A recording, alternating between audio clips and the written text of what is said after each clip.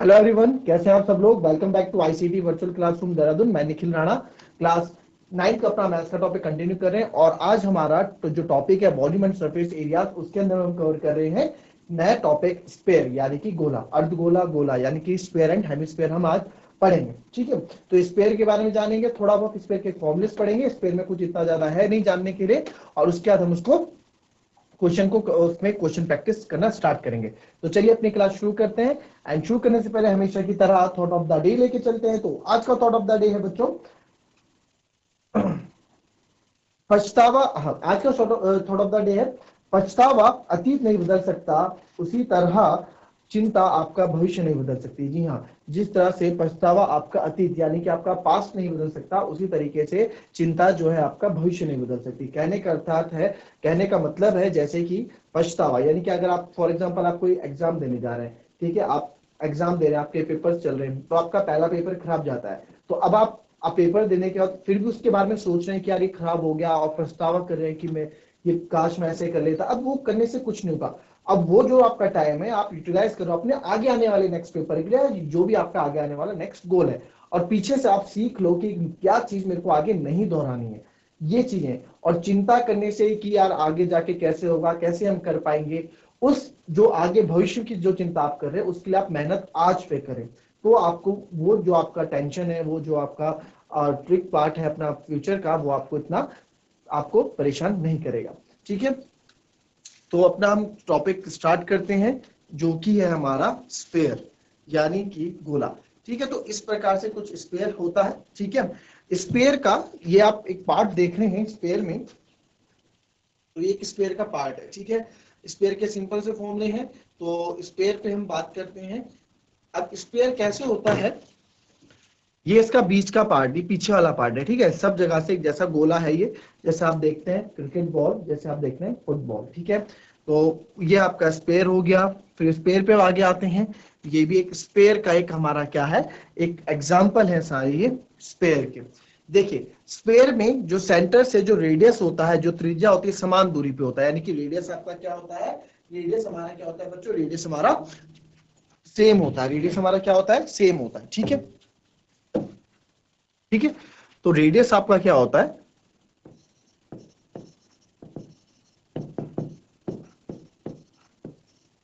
Radius is same. Radius पूरे centre से आप कहीं भी जाओगे तो रेडियस इसका आपको क्या दिखेगा, रेडियस इसको आपका सेम दिखेगा। अब देखिए इसमें जैसे कि अभी तक हम पढ़ते आ रहे थे, हमने कोण पढ़ा, सिलेंडर पढ़ा, तो उसमें जो सरफेस एरिया हम पढ़ रहे थे उसमें कर्व पार्ट अलग था, टोटल पार्ट अलग था। बट इसमें आपको ऐसा कुछ देखने को नहीं मिलेगा। इसमें आपको पूरा ही कर्व पार्ट दिख रहा है, पूरा ही गोला है, कर्व पार्ट आपको दिख रहा है ना। तो सारा जो कर्व पार्ट है ये हमारा क्या हो जाता है, इसमें केवल एक ही सरफेस एरिया होता है बच्चों, इसमें केवल एक ही सरफेस एरिया होता है, और उसको हम ना कर्व बोलते हैं ना टोटल बोलते हैं, सिंपल सरफेस एरिया बोलते हैं, या टोटल सरफेस एरिया भी बोल सकते हैं। तो इसमें आपको कोई भी फ्लैट सरफेस नहीं दिखता है जिससे आप अलग अलग करते हैं। गोल बॉल आपने देखी होगी, बिल्कुल गोल होती है, सब जगह से एक जैसी होती है। तो सरफेस एरिया इसका हो जाता है 4πr²। ठीक है, कर्व सरफेस एरिया या फिर सरफेस एरिया भी बोल सकते हैं इसको, टोटल सरफेस एरिया भी बोल सकते हो, कर्व सरफेस एरिया भी बोल सकते हो। ये आपका 4πr² होता है। ठीक है, 4πr² होता है। अब ये हमारा कर्व सरफेस एरिया हो जाता है। ठीक, ये सरफेस एरिया हो गया। और उसी प्रकार से वॉल्यूम, ठीक है, वॉल्यूम जो है, वॉल्यूम इसका जो है, अब देखो इसमें ना ज्यादा समझाने के लिए, जैसे कोन और सिलेंडर में मैंने आपको हर चीज समझाई थी, कोन और सिलेंडर में हर चीज समझाया था, फॉर्मूला कैसे बना है ना, ये सब बताया था। इसमें आपको हायर क्लासेस में आप सीखेंगे। तो ये 4/3πr³ इसका वॉल्यूम होता है, यानी कि आयतन होता है। ठीक है, 4/3³, तो 4/3πr³ इसका क्या होगा, आपका आयतन होगा, और ये हमारा सरफेस एरिया होगा। देखो 4πr², देखो 4πr² का मतलब क्या है, ये चार, अब समझने वाली बात है, प्रैक्टिकली आप समझेंगे इसको। ये चार आप देखेंगे, अगर मैं आपको बोलूं कि ये ना आपकी 1, 2, 3,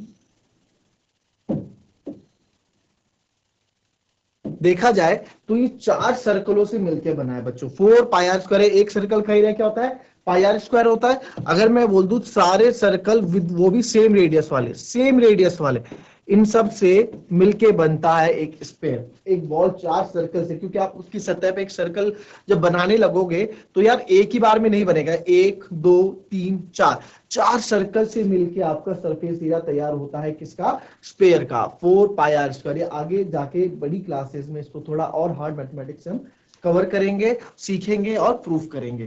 तो ठीक है, फिलहाल अभी आपके लिए इतना ही जरूरी है कि सरफेस एरिया ऑफ स्फीयर होता है 4 पाई आर स्क्वायर, एंड वॉल्यूम जो इसका होता है वो होता है 4/3 पाई आर क्यूब। ठीक है, कॉपी करें इसको।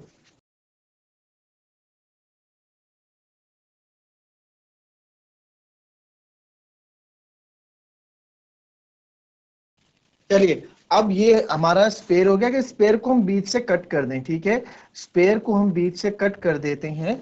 जैसे ये हमारा एक पृथ्वी का एग्जांपल ले लो। ठीक है, तो ये आपका एक ऊपर हो जाता है नॉर्दर्न हेमिस्फेयर। ठीक है, अगर और ये आपका साउदर्न हेमिस्फेयर। तो ये जो हमारे हैं, ये हमारा क्या है, हेमिस्फेयर का एक, देखो नॉर्दर्न हेमिस्फेयर क्यों बोलते हैं इसको, तो हमारा नॉर्दर्न हेमिस्फेयर हो गया और ये हमारा साउदर्न हेमिस्फेयर। हेमिस्फेयर मतलब दो अलग स्फेयर को बीच से काट दे तो बिल्कुल आधा हो जाता है। तो ये कुछ ऐसी फिगर में आपको दिख जाएगा, ये हेमिस्फेयर हमारा हो जाता है। ठीक है, हेमिस्फेयर है तो हेमिस्फेयर, अब आप जाहिर सी बात है हेमिस्फेयर है यानी कि गोले का आधा है। सर किसका आधा है, इसका आधा है, स्पेयर का आधा है। अब एक बार बताओ, स्पेयर का आधा है अगर, ठीक है, स्पेयर का आधा है तो अगर मैं इसके एरिया की बात करूं, अगर मैं इसके एरिया की यहां पे बात करूं बच्चों, ठीक है, तो अगर इसके अब यहां देखो, यहां पे ना आपको दो अलग अलग पार्ट मेरे को दिख रहे हैं। ये कर्व पार्ट दिख रहा है इसका, ये इसका कर्व पार्ट हो गया सी ऐसे। ठीक है, ये इसका सर्कल वाला पार्ट हो गया जो थोड़ा फ्लैट है, जो थोड़ा फ्लैट है। ठीक है, ये क्या है, यहाँ पे सर्कल बनता हुआ दिख रहा है हमको, ये अलग पार्ट हो गया दूसरा। ठीक है, तो अगर मैं इसको काटूंगा बिल्कुल आधा बीच से काटा तभी तो हेमिस्फीयर बना होगा। तो इसका जो सरफेस एरिया, इसमें दो सरफेस एरिया मेरे को मिल जाते हैं। एक होगा कर्व सरफेस एरिया जो आपका स्पेयर का आधा होगा। स्पेयर का आधा है 4 पाई आर स्क्वायर, तो इसका आधा हो जाएगा, 4 का आधा हो जाएगा बच्चों 2 पाई आर स्क्वायर। पहला तो ये हो गया इसका कर्व सरफेस एरिया।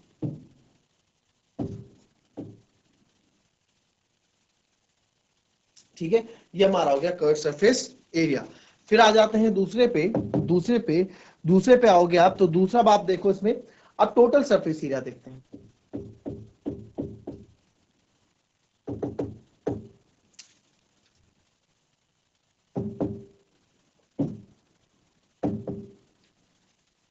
अब बात करते हैं इसके टोटल सरफेस एरिया की।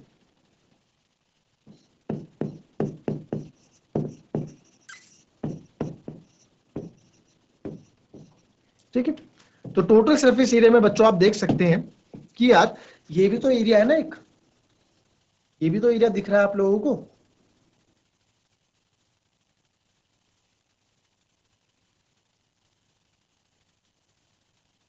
ये जो पार्ट, ये कटा हुआ पार्ट तो लगा, बट इसका भी तो अपना एरिया है ना। ये फ्लैट सरफेस है, इधर से फ्लैट मतलब हल्का सा फ्लैट है और ये सर्कल बना रहा है, तो भैया टोटल सरफेस एरिया में ये दोनों प्लस हो जाएंगे। बन गया तरबूज की तरह, जैसे तरबूज हम काट देते हैं आधा, वो भी क्या है, हेमिस्फीयर बन जाता है आपका। क्लियर, तो ये आपका हो गया यहाँ पे, ये पाई आर स्क्वायर हो गया इसका, है ना, पाई आर स्क्वायर इसको हम लिख सकते हो इसका एरिया। तो टोटल सरफेस एरिया जो आपका हो जाता है वो मिला के आपको ये प्लस ये, तो टोटल सरफेस एरिया जो मेरा हो जाएगा बच्चों वो हो जाएगा 2 pi r square plus pi r square, क्योंकि ये तो हो गया आपका कर्व सरफेस एरिया और इसका हो गया पाई आर स्क्वायर। तो टोटल मेरा आ जाता है 3 पाई आर स्क्वायर। तो यहाँ पे टोटल सरफेस एरिया आपको मिल जाता है 3 पाई आर स्क्वायर। ठीक है, तो बस हेमिस्फीयर और स्फीयर में एक अंतर है कि स्फीयर तो पूरा कर्व्ड है तो उसका कर्व सरफेस एरिया दोनों एक ही है, 4 पाई आर स्क्वायर। बट हेमिस्फीयर का कर्व सरफेस एरिया क्या है, इसका आधा, 4 पाई आर स्क्वायर का आधा 2 पाई आर स्क्वायर, और वैसे ही total surface area 2 pi r square plus pi r square, तो ये हो गया 3 पाई आर स्क्वायर। ठीक है, ये हो जाता है। फिर आते हैं बात इसके वॉल्यूम में। तो वॉल्यूम यानी कि इसका आयतन,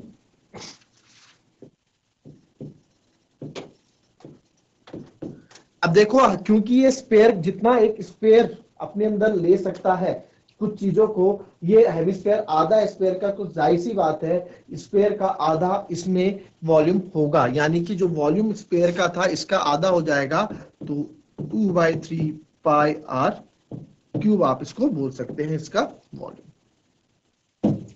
ठीक है, तो वॉल्यूम जो बच्चों मेरा हो गया यहाँ पे 2/3 पाई आर क्यूब। ठीक है, ये हमारा फॉर्मूला हो गया 2/3 पाई आर क्यूब। क्लियर? ये कॉपी करें जरा फटाफट, फिर उसके बाद हम आगे बढ़ते हैं क्वेश्चंस में। चलिए,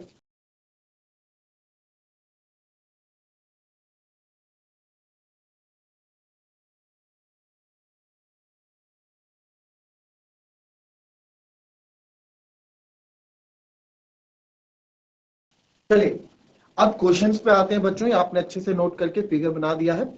अब क्वेश्चन स्टार्ट करेंगे अपना। चलिए फटाफट वॉल्यूम ऑफ द स्फीयर निकालें। और देखो, सारा फॉर्मूले हमको पता है, फॉर्मूले हमको पता है, सब चीज हमें पता है कि क्वेश्चन करना है। क्वेश्चन निकालना कोई बड़ी बात नहीं है, इस क्वेश्चन को आंसर निकालना बड़ी बात नहीं। मेन चीज है आपको कैलकुलेशन। कैलकुलेशन आप कैसे करेंगे, एक बार में अपनी एक्यूरेसी ऐसे बनाए बच्चों। देखो एक्यूरेसी क्या होता है कि आप जब आंसर करें ना तो फर्स्ट टाइम में ही सही आ जाए। अब चलो, अभी तो बुक से हो, मैं हूं क्लास में, टीचर होते हैं क्लास में, बताते हैं कि नहीं आपका आंसर गलत है। बुक में आप पीछे आंसर देख लेते कि आंसर गलत है, बट एग्जाम में क्या, एग्जाम में जो आपने निकाल दिया आप एक ही बार में निकालते हो ना। बहुत ही कम बच्चे होते हैं जो रिवाइज करते हैं, और फिर उससे भी कम बच्चे होते हैं जिनको रिवीजन में गलतियां मिल जाती हैं, है ना। तो हमें इस तरह से एक्यूरेसी करनी है। रिवीजन इज गुड, रिवीजन हमें करना चाहिए, और अपनी तरफ से ये भी कोशिश करनी चाहिए कि हम जब पहली बार में कर रहे हैं तो हमारा आंसर सही हो। तो इस हिसाब से आप उस क्वेश्चन को करिए। चलिए फटाफट,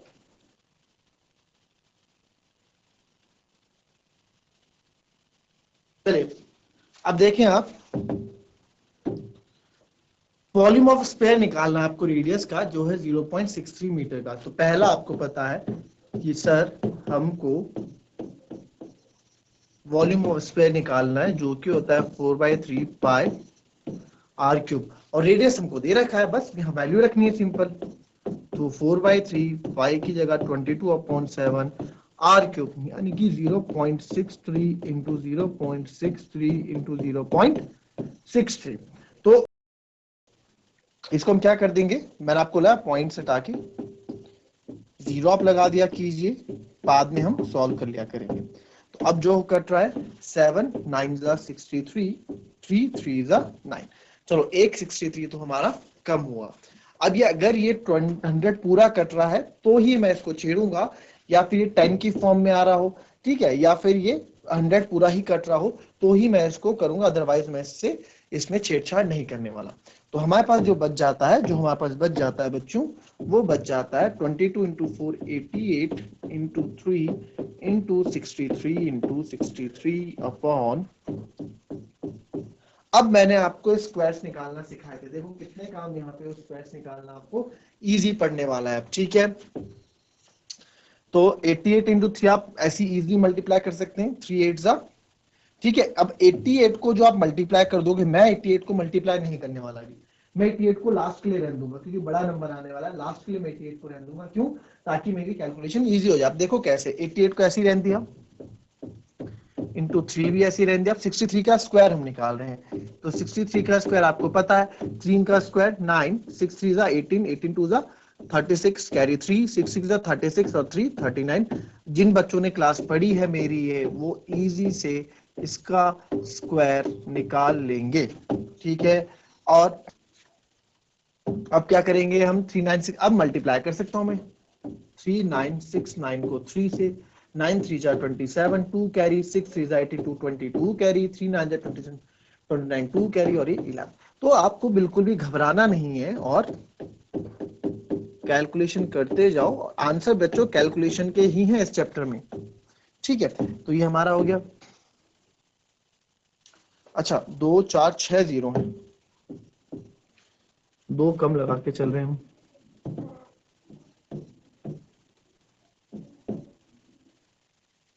ठीक है। अब इसको अब देखो 88 मैंने क्यों लास्ट में रखा, अब 11907 से मैं 88 मल्टीप्लाई करूंगा तो मेरे लिए इजी है। जो मैंने एक बार ऊपर लिखना है वही वापस, 8 7 जा 56, 5 8 9 जा 72, 7 कैरी, 8 1 जा 8, 7 15 1 कैरी, ये। और इसी को मैं अब कॉपी करके इजीली 65259 प्लस करने वाला हूँ 6, 6 5 11, 5 2 7 1 8, 5 2 7, 9 5 14, 9 1 10, 10478116 क्या है मेरा, यहाँ लिख देंगे हम 104 कर देते हैं, जो हमारा है 1047816.12345 ठीक है। अब क्या किया हमने सर, हमने इसमें 6 के बाद 3 1 2 3 4 5 6 6 के बाद 0 लगाएं तो 1.047816 मीटर। इतनी बड़ी कैलकुलेशन की बाद में केवल मीटर क्यूब में ही आपका आंसर आपको मिला। इसमें यहाँ पे हमसे मिस्टेक हो जाता है इसमें, इसलिए ये वाला पेन रखना चाहिए। फटाफट इसको कर देते हैं। क्या आया था 88 इंटू 363 का स्क्वायर आया था हमारा 3 9 26। पूरी कैलकुलेशन करके आपको समझाया मैंने, है ना। पूरी कैलकुलेशन हमने की थी, तो वही आंसर आप यहाँ लिख देंगे कैलकुलेशन करने में। तो यहाँ था 3 का स्क्वायर 9 और ये हो गया 3969 डिवाइडेड बाय 1 2 3 4 5 6 60। फिर हमने 3969 इंटू 3 क्या था, इसकी तो हमने 3 से मल्टीप्लाई की, तो हमारा आया था 88 इंटू 11,907 बटे 1 2 3 4 5 6 ठीक है। ये क्योंकि यहाँ रफ वाक में हमारे पास सेव है, और इसको आपने मल्टीप्लाई किया था 88 से, तो 1047816 आया था। अभी मैं कैलकुलेट करके आपको पूरा समझा चुका हूँ, है ना, कि हमने क्यों लास्ट में 88 को रखा, ये भी मैंने आपको बताया। तो 1 2 3 4 5 6 के बाद हम रख देंगे, तो 1.047816 मीटर क्यूब इसका वॉल्यूम हो गया। क्लियर।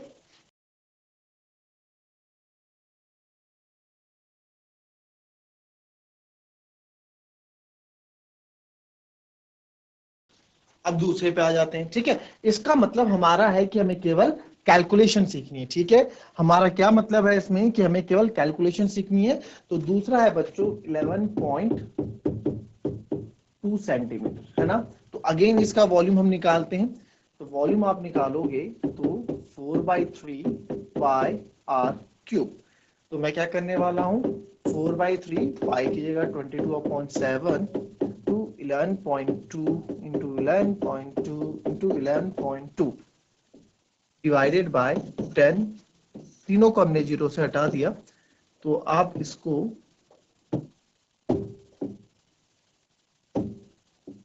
अपॉन 10 है ना, ऐसे करके लिख लेते हैं फिलहाल। अच्छा, अब ये क्या 7 जा 7, 11 7 6 जा 42, ये कट रहा है तो इसको काट देते हैं। तो एक हमारा बिल्कुल कट रहा है 7 जा 7, ठीक है, एंड 7 6 जा 16, 7 जा 112। चलिए, मैंने बोला 2 इस 10 को मैं तभी कम करूंगा जब आपको मुझे लगेगा कि हाँ ये पूरा खत्म हो रहा है। तो यस खत्म हो रहा है, 2 11 जा 22, तो 2 5 नहीं नहीं ये नहीं होगा, ठीक है। अब आप खत्म होने का मतलब है कि 10 पूरा हो जाए, बट ये हमें लग रहा है कि नहीं होगा, तो इसको मैं छेड़ूंगा नहीं। तो ये हमारे पास 16 हो गया, ठीक है। तो जो जो हमारे पास बचा है, ठीक है, जो जो हमारे पास बचा है उसको हम लिख लेंगे।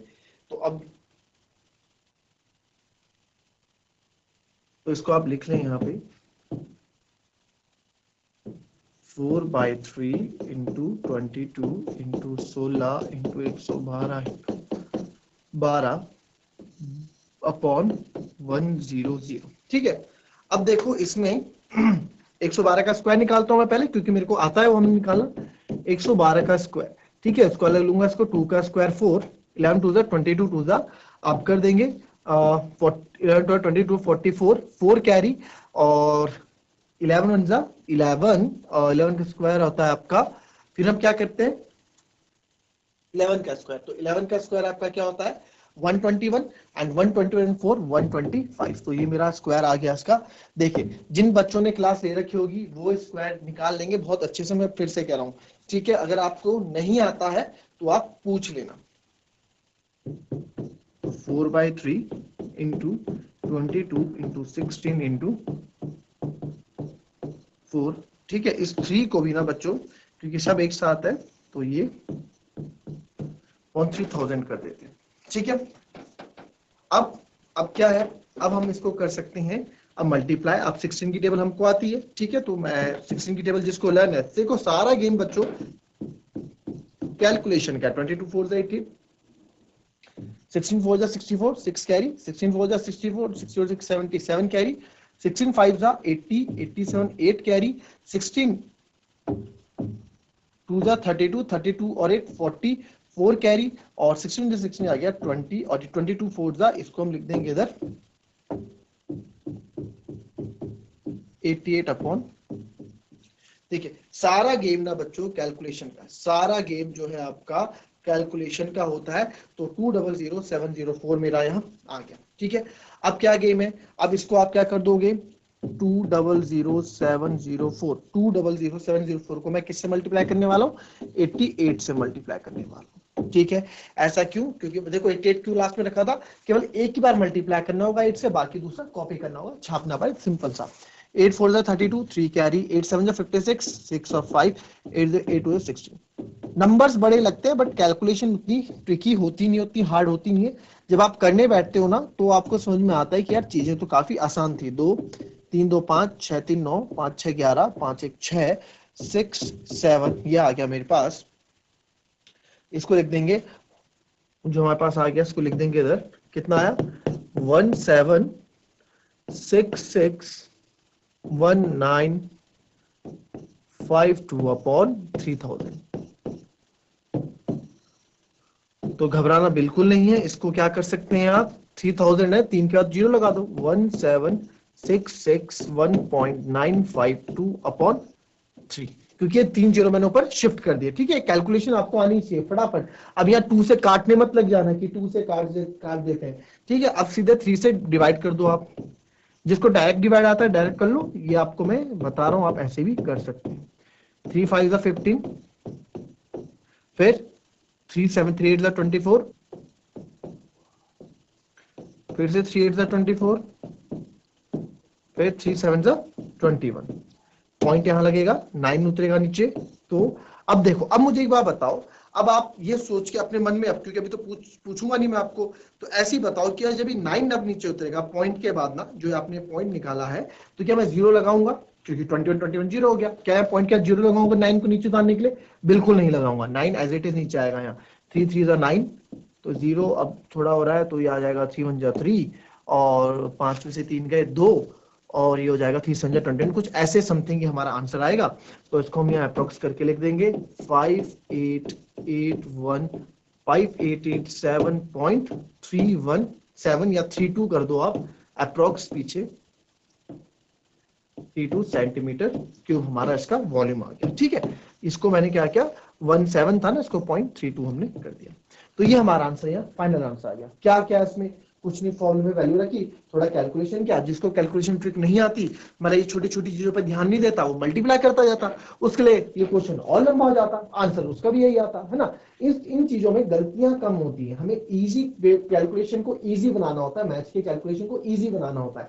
आता सबको है, देखिए आता सबको है ना, बट इजी कैसे बनाना है, गलतियां कहाँ ज्यादा कम होती है, यहाँ पे हम क्या है, बच्चा आगे बढ़ जाता है, और जिसको नहीं आता थोड़ा पीछे रह जाता है। तो यही चीजें हम सीखेंगे इस चैप्टर में। तो मिलता है नेक्स्ट क्लास में, तब तक के लिए be happy, be healthy and be safe. Thank you.